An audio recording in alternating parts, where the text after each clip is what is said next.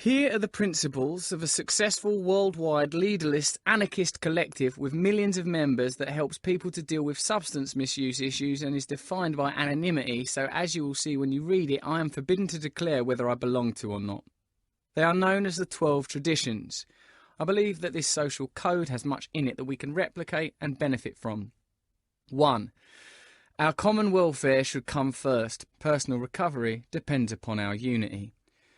This first edict establishes an important spiritual principle. Our power is in unity.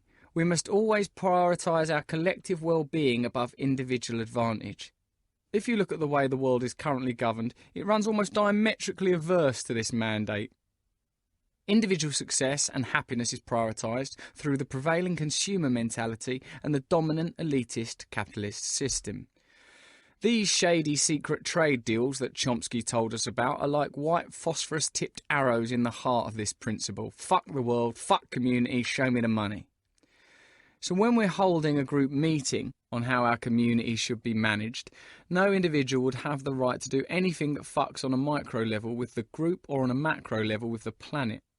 On a lighter note, I was once in the back of a limo with Tom Cruise, oh yeah, I've lived baby, and he was talking to me about acting and he told me how he approached the character of Jerry Maguire who said the famous "show me the money" line. His kids were opposite us and we were trapped in a luxurious carriage of beige leather.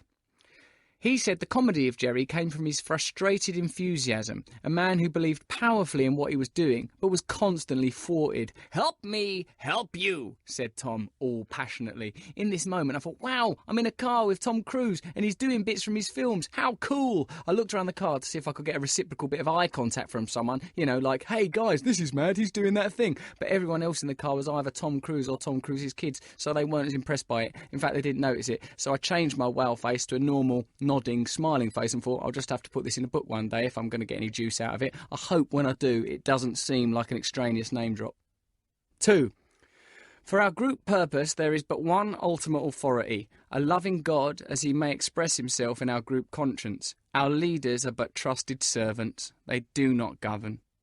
I love this idea. No individual has authority. The group has authority. The group conscience is expressed through voting. If I turn up and say, I'd like a big statue of me erected in the town square, and as leader of the group, I'm going ahead with it. Everyone else can say, well, that's a nice idea, Russell. You've been a good leader, arguing our case at the regional meetings and nationwide meetings. Let's see if a statue is a winner. All those in favour press the green button. All those against press red. If for some crazy reason there are more red votes than greens, I don't get my fucking statue, and that's that. This principle reminds Rumsfeld or Ed Balls or whichever risible dope in a suit trying to wangle a conservatory or new pair of shoes out of a role in public office that we, not they, are in charge, and you only get to act on the will of the people. So if the people don't want a war in Iraq, no war in Iraq. The bosses, the people, through the group conscience, have spoken. Legal asterisk. Ed Balls didn't specifically get a conservatory or a pair of shoes. For all I know, he didn't claim anything dodgy. I was joking. I happen to know that Ed Balls is in politics as a result of a powerful yearning to help others. He is a political St. Francis. He did charge his £2,000 removal van to expenses and flipped his home 3 times in 2 years. Sort of thing St. Francis might have done. 3. The only requirement for membership is a desire to stop drinking. This requires a bit of translation. What it means is it don't matter what gender, sexual persuasion, colour, religion or class you are, if you want to join the group you can. I suppose on a global level there will be groups that want to define themselves through specificity and exclusion. The English Defence League or the Nation of Islam might want their own setup. I suppose we'd have to tolerate that. I mean, we can't phone up the Nation and say Bill O'Reilly wants to join up. You've got to let him in. That might be antagonistic. 4. Each group should be autonomous except in matters affecting other groups or our organisation as a whole. This tradition definitely deals with the above problem. Have a racially, religiously or sexually defined and exclusive group if you want, but you can't mess with our necessary overall objective of ecological responsibility and economic equality. 5. Each group has but one primary purpose: to carry its message to the alcoholic who still suffers. Our primary purpose is the preservation of our environment and the creation of a harmonious and inclusive democracy. We can likely only achieve this through small, self-determined communities that are run voluntarily and democratically. 6. A group ought never endorse, finance or lend our name to any related facility or outside enterprise unless problems of money, property and prestige divert us from our primary purpose. This prevents people trying to profit from communities designed with spirituality in mind. We're all flawed and greedy and egotistical, so we have regulations in place that acknowledge that and guide us back to the better part of our individual and communal nature, our altruism, our empathy, our creativity. 7. Every group ought to be fully self-supporting, declining outside contributions. This is designed to prevent top-down authority asserting itself. The group is independent and democratically run. This tradition, even the word tradition is nicer and less incendiary than the word rule, prevents swaggering capitalists and glamorous nitwits acquiring authority through financial means. 8. Our organisation should remain forever non-professional, but our service centres may employ special workers. This reminds me of Matt Stoler's no titles policy. No one can suddenly claim to be a professor of revolution or an admiral of equality. To quote myself, always the sign of a well-managed ego, those in government are administrators, those in municipal positions are servants. Our relationship to the police or traffic wardens, should the community vote for such institutions, are not subordinate, they are horizontal. 9. Our organisation as such ought never be organised, but we may create service boards or committees directly responsible to those they serve. Remember what Adbusters said about corporations. They used to be set up to do a job, then disbanded. Then for no other reason than profit and individual advancement, they became ongoing, immortal, money-guzzling entities. This tradition prevents that. We set up a committee to build a nice juice bar or hold a World Cup, and when it's finished, it's disbanded. Ta-da, Sepp, glad you enjoyed it. You can stand for re-election in 4 years. We'll let you know. 10. Our organisation has no opinion on outside issues, hence our name ought never be drawn into public controversy. This principle ensures the autonomy of other groups. Clearly, our ideology is defined not by us wanting to be free from boozing one day at a time, but free from our addiction to a corrupt and corrosive system. We are addicted to destructive ideas. When consent is achieved on our collective agenda, we can then determine what the incontrovertibles are. Likely they are based on ecological responsibility and individual freedom. I know what I'd like, but that's probably different from your requirements. As long as we both know neither of us has a hotline to God or inherent superiority, we should be cool. 11. Our public relations policy is based on attraction rather than promotion. We need always maintain personal anonymity at the level of press, radio and films. This principle is dangerously close to being transgressed right now. You'll note that I haven't declared my affiliation because were I a member of organisations defined by these traditions, I'd have no right to. What is implicit in this principle is the obligation to make your primary focus your own conduct, not telling other people what to do. Another big challenge for me personally. I love giving advice on how to change the world. It's much harder to get on and live like a good man. How effective and beautiful to have a tradition to remind us of this. 12. Anonymity is the spiritual foundation of all our traditions, ever reminding us to place principles before personalities. Here we see that the titular anonymity which defines these organisations is not solely in place to prevent sloshed old drunkards getting embarrassed by their condition, rather to emphasise that individuals are all equally valuable and equally expendable. I like this principle very much as it returns to the primary battlefield where revolutions must be waged, our own consciousness. It's not that I want to oust David Cameron or Barack Obama or Angela Merkel, it's that we must collectively overcome the structures that promote the egocentric in all of us. Me and you and David Cameron and everyone else have to individually yield to the divine within us so that collectively we can manifest a society worthy of beautiful beings. One day, David Cameron's ego might be playing up, but that'll be okay because collectively we have a system that can avert that. Another day I might get flash. That doesn't matter because we have principles in place which prevent anybody's negative nature becoming dominant. Tyranny is the deliberate removal of nuance, said the filmmaker Albert Maysles, when an institution or an individual oppresses truth to ensure that their version of reality dominates.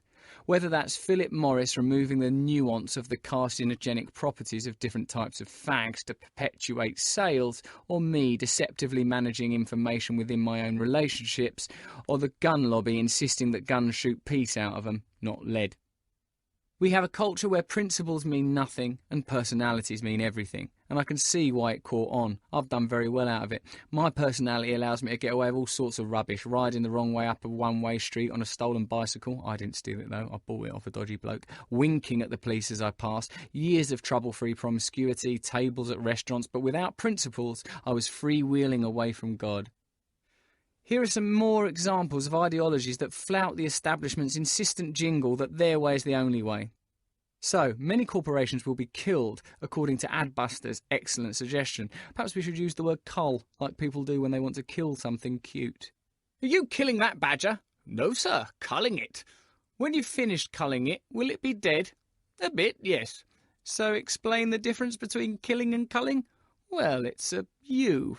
In a sort of tuneful sense that the creature is being gently lulled to death rather than killed with a hammer. And what's the hammer you're holding for? Culling. So maybe we should cull some corporations. Once we've culled them, their resources and materials can be returned to communities to run themselves. Outlined here is a suggestion for how a corporation could be structured more fairly.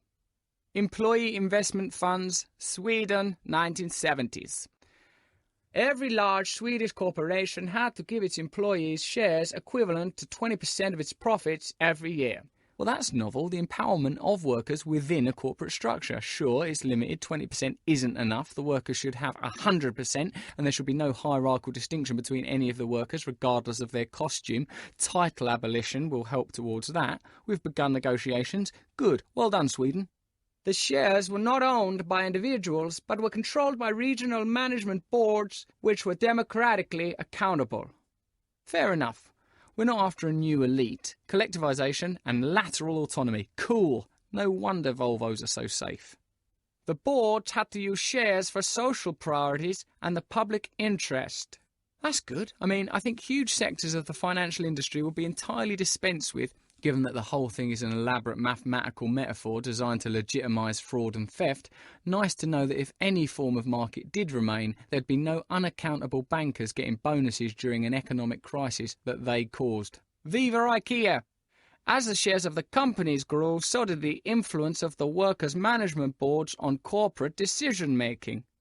Clever. The destiny of the board and workers are inextricably linked. From what we've discovered so far, this structure still seems a bit hierarchical, but at least it proposes a form of empowerment for workers which we could easily amplify. ABBA forever! Unfortunately, this scheme was never put into place due to widespread hostility from employers. Oh, right. They never actually did it. It was a hypothetical corporate revolution. Typical. The sauna-dwelling, porn-watching, suicide-committing pervs. Understandable, really. It's a method of financial reform that could never be imposed without union power and regulation that modifies the power of corporations. Bloody ironic. Even though I think this measure is too modest, look at how it would have an impact in a country like Britain on a company like Tesco. In 2014, Tesco posted profits of £3.3 billion. Under the aforementioned system, they would have to transfer £660 million to the Employee Share Trust, meaning they would still keep £2.64 billion. Well, they can't moan about that, can they? They'd still get billions in profit. Let's pause to recall that profit means surfeit money that you don't actually need after all your costs have been covered. We know that for profit to exist in one place, deficit has to exist elsewhere. So I don't think this goes nearly far enough. Nonetheless, let's look at how this modest reform would impact Britain. The Queen Elizabeth Hospital in Birmingham cost $545 million to build in 2010. You'd have more than that amount to spend every year just from one company, and they'd still get to keep 80% of their profits. Wow. That means that corporations that make huge profits with a modest amendment could be making life-saving contributions to the society they profiteer within. That seems so reasonable, fair, apposite and just. Hey, how come not one mainstream Democratic Party anywhere in the world has policies like that? Why could that be? Why aren't Labour or the Democrats or even self-declared People's Parties, they're all meant to be People's Parties by the way, like UKIP proposing gentle, effective regulation of corporations, unless they're all utterly supplicant to corporate tyranny? Ah yes, that's it. So that's one idea that in my view is a piece of pipsqueak reformism and not worth dying for, that no party in the democratic space would ever propose because it conflicts with what Chomsky outlined for us earlier as the true function of power, to protect itself and to control us. What the above example does is demonstrate another alternative to the way things are and shatters the convenient lie that there are no alternatives. Here's another example of things being run differently. This time it's truly representative democracy. That means something worth voting for, a system that actually means the will of the people can be manifested. It's called participatory democracy. In Porto Alegre in Brazil, a city with a population of 1.3 million, 22% of whom live in shanty towns and slums where typically people aren't that well educated or affluent, large-scale participatory democracy has proven to be very successful. Since 1989, the expenditure for the whole city has been designed as an annual participatory budget so people can decide how the money is spent. That seems unfeasible. All these slum-dwelling city of gold emulating barefoot with an orange football on the beach folk are each year involved in the economics of their community. It can't be done. All right, how is it done? In March, there are micro-level discussions in preparation held all over the city. OK, so people understand that they are part of a community and can take part in its management. In April and May, assemblies are held to decide on priorities for the coming year. I see, so the first meeting is to establish priorities. Some people might want to have more regular refuse collections, others might want more community housing, others might be worried about immigration. Bring it up at the micro meeting, work it through, then take it to the assembly the following month. 48 delegates are elected from the assemblies to attend the Budget Council. So there's a representative element, but it doesn't feel as dislocated as our politics. There's a sense that you are making decisions that will affect your life. I bet if we were able to present that information interestingly, people would be as engaged by that as they are by dancing on ice. The requests of the citizens arising from the assembly meeting are handed to the mayor. Mayor? Hey, how'd he get that gig? I don't remember voting for him. The title mayor would have to go in Matt Stoller's Utopia, and the incumbent of the role be entirely beholden to the people in Dave DeGrau's.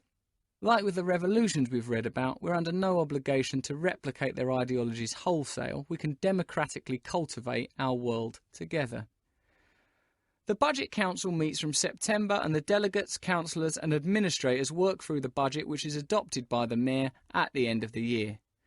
Sounds like a lot of bureaucracy, and I bet it fucking is. That's what politics should be. Admin. No power, just clerical work, enacting the will of the people. The mayor doesn't get to make any crafty moves to help out his bank of pals or get bikes named after him. It's just graft and service. The procedure is aided by a team of coordinators who liaise with the community throughout the process. Real-life democracy where the issues that you care about are addressed. Me, I don't see immigration as a real issue. For me, an immigrant is just someone who used to be somewhere else, and the sooner we unite and organise to dismantle the structures that prevent all of us being free, the better I'll feel. You might feel differently though. You might want strict border controls like Bill O'Reilly or Nigel Farage. Now, whilst I'd argue that the only reason we even think stuff like that is because we've been given duff and manipulative information, you may not care. In a truly representative democracy, we'd be presented with the arguments, then we'd vote. If after all the pleading and exposure of actually culpable bankers and corrupt politicians, there was still a determination to blame immigrants, some crazy racist deal could be voted in. Given that we're all meant to be deeply apathetic, our refusal to vote regarded as slovenliness rather than an unwillingness to participate in a system that knowingly harbours and protects political paedophiles, the concern would be that no one would bother to take part in this new, empowering system. Well, 31,300 people took part in the process in Porto Alegre in 2002, up from 1,300 in 1989. This goes to show that participation escalates when people see that they're not wasting their time. Also, it clearly wasn't as boring as I was worried it would be. It caught on like Rubik's Cube, or if you're young, and I hope you are, loom bands.